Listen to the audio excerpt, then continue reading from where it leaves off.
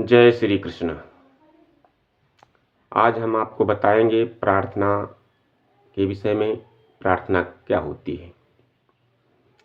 तो हमारे शास्त्रों ने यह सिद्धांत निर्धारित किया कि पूर्णमदः पूर्णमिदं पूर्णात् पूर्णमुदच्यते पूर्णस्य पूर्णमादाय पूर्णमेवावशिष्यते। वह पूर्ण है, यह पूर्ण है।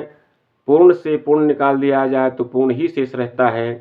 इस प्रकार ईश्वर पूर्ण है और जीव कहा गया कि ईश्वर अंश जीव अविनाशी। वैसे यह जीव भी ईश्वर का अंश ही कहा जाता है, इसलिए यह भी पूर्ण होता है। लेकिन जीव जो है सांसारिक ऐश्वर्यों और वासनाओं से युक्त होकर के अपनी अपूर्णता को अनुभव करता है। यह अपूर्णता की भावना उसके लिए अशांति का कारण बनती है। यह पूर्ण में लोप होने के लिए हमेशा झटपटाता रहता है और निरंतर अपने उद्देश्य की पूर्ति के लिए प्रयत्नशील रहता है। और इस अपूर्णता को दूर करने की शक्ति सामर्थ्य ईश्वर में ही होती है, क्योंकि वह पूर्ण है। तो अपूर्ण की पूर्ण से अपूर्णता दूर करने की जो याचना होती है उसको हम प्रार्थना कहते हैं। मनुष्य जब अपनी कमियों और दुर्बलता को अनुभव करता है तो वह उन्हें दूर करने के लिए जो सर्वशक्तिमान ईश्वर है उनसे विनय करता है, और यही विनय प्रार्थना कहलाती है। सामान्यतया प्रार्थना का अर्थ होता है चाहना या याचना करना। तो अपने से श्रेष्ठ और शक्तिशाली व्यक्ति से विनय पूर्वक जो कुछ मांगा जाता है तो इस मांगने का नाम है प्रार्थना।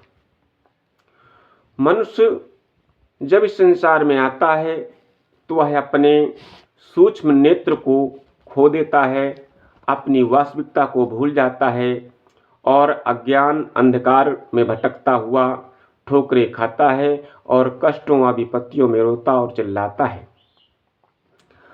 आत्मा पर जो आवरण चढ़े हुए हैं उनको हटा करके परमात्मा में लीन हो जाने की आशंका ही प्रार्थना कहलाती है। जब मानव विश्वास के साथ ईश्वर से वार्तालाप करता है तो उससे आंतरिक एकता अनुभव करता है, क्योंकि ईश्वर शक्ति का स्रोत है। जब उससे एक रूपता स्थापित होने लगती है तो शक्ति का जो प्रवाह है वह ईश्वर से मानव की ओर होने लगती है। लेकिन उसमें शर्त यह है कि हम अपना हृदय खोल करके उनके सामने रख दें, क्योंकि सच्ची प्रार्थना वाणी से नहीं हृदय से हुआ करती है। यदि प्रार्थना में हम ईश्वर से एक रूप होना नहीं सीखते तो वह इच्छित फल लाने में असमर्थ रहती है। इसका कारण स्पष्ट है कि हम बिना नींव के भवन खड़ा करना चाहते हैं। इसलिए एक विद्वान ने लिखा कि प्रार्थना का रूप होना चाहिए प्रभु से हृदय का मिलन, हृदय का एकीकरण, प्रभु के रूप में तन्मयता, अंश का अंश में मिल जाना, प्रभु के समग्र ऐश्वर्य, समग्र वीर्य, समग्र यश, समग्र श्री, समग्र ज्ञान और समग्र वैराग्य में अपनी सत्ता को खो देना। इस मिलन का आनुषंगिक जो परिणाम होता है वह है इच्छा की पूर्ति, इष्ट वस्तु की प्राप्ति। किसी संत ने कहा कि प्रार्थना करना याचना करना नहीं होता, वह तो आत्मा की पुकार है। जब हम सब कुछ छोड़ करके ईश्वर पर भरोसा करते हैं तो उसी भावना का फल है प्रार्थना। तो प्रार्थना का आमंत्रण निश्चय ही आत्मा की व्याकुलता का द्योतक है। प्रार्थना पश्चाताप का एक चित्र है। प्रार्थना हमारे अधिक अच्छे, अधिक शुद्ध होने की आतुरता को सूचित करती है। इन भावों को और स्पष्ट शब्दों में व्यक्त करते हुए उन्होंने कहा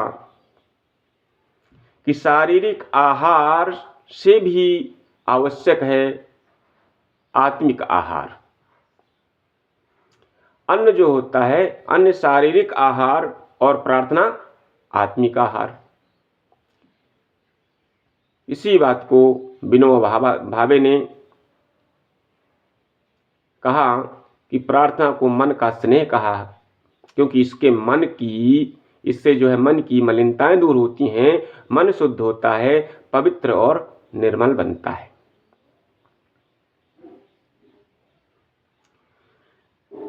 जय श्री कृष्ण।